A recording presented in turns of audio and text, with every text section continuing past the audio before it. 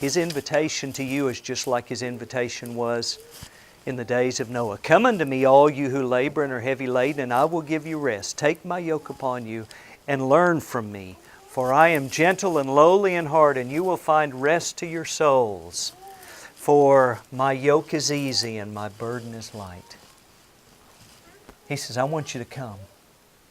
He says, come to me. My yoke is easy. My burden is light. There is a yoke and there is a burden, but Jesus carries the heavy end of the load.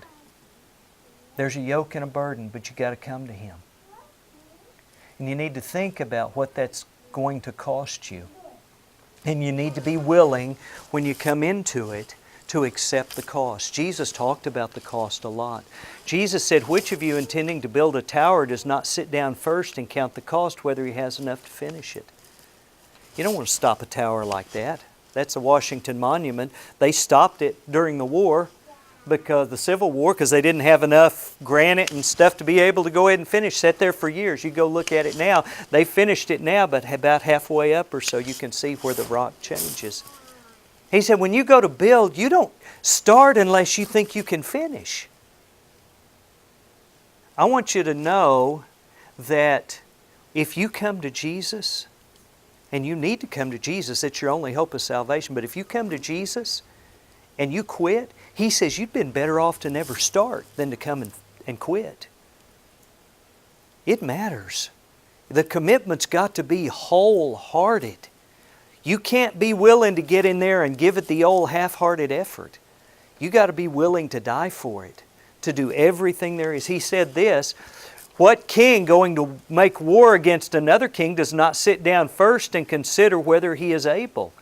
He said, when you go to war, you make plans for the war, and you decide whether or not you're going to be able to win that battle, and if not, you don't go into the battle. I tell you, I think we have made, and I've been guilty of this, I'll go talk to people, and I'll beg them to come to church once a month. That's pathetic. God's not interested in our half-hearted, give Him just a little bit leftovers of life. God wants us to give Him everything. Many of you may know Bruce Kessler. He's a good friend of mine. He's an elder in the church down in Norman, Oklahoma. And his father died of cancer. And he had gone to Georgia to be with his father in the last few days of his life. And his father had gotten to where he was weak and he was not able to get around very well. He got up in the middle of the night to go to the restroom and he fell. And of course when he fell it made a big noise, and Bruce got up and went running in there, and his father had fallen and his dad's laying there on the floor, and his dad yells, "I'm still going to church!" And he went to church the day before he died. There was nothing going to stop him, because that's the commitment that he makes.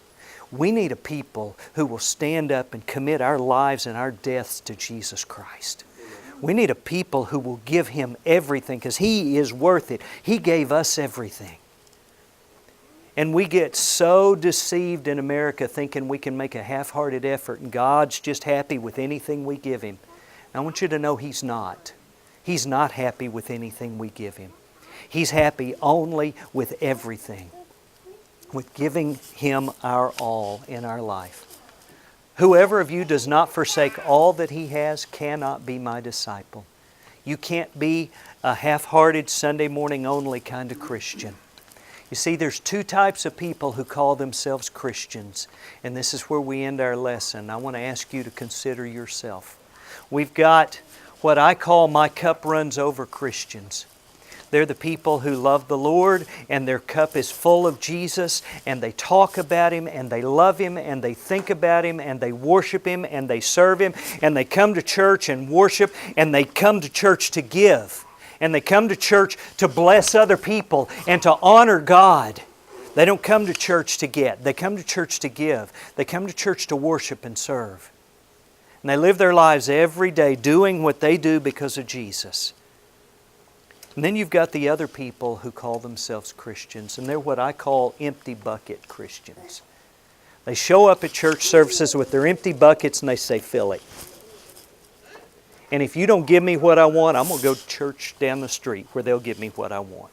I'm going to go somewhere else where I can get what I like. No, I don't want that. You know, Rusty contacted me before I came, set up the dinner schedule so I could eat with everyone. He says, do you have any restrictions or anything? And I said, no cauliflower, no broccoli. That's just food. There's a lot of no cauliflower, no broccoli Christians. Yep. I'll show up and I'll sit back and I'll judge, and if it's not what I like, I won't be back for a month. If it doesn't excite me and get me stirred up, why, you know, I've got other things to do. I'm busy. I want you to know the Lord doesn't want empty bucket Christians. The Lord wants Christians whose cup runs over with His love and His joy and His service. People who are overwhelmed with the love of the Father and a love of that Son who gave His life and His body and His blood in sacrifice for you and I. So, that's my admonition to you this morning, and that's my invitation, to just quote the invitation of Jesus. Come unto me, all ye that labor and are heavy laden. I invite you today to give Him everything. Just try it. Just try giving Him your all and not worrying about anything else in this world but pleasing God. Test Him. He said, test me. He told Israel, test me. Test Him. He's faithful and He is worth it. And it will be the greatest choice and greatest decision you ever made in your life. Because no matter what the cost is here on earth, you'll survive the end. You'll survive and you'll be with Jesus eternally.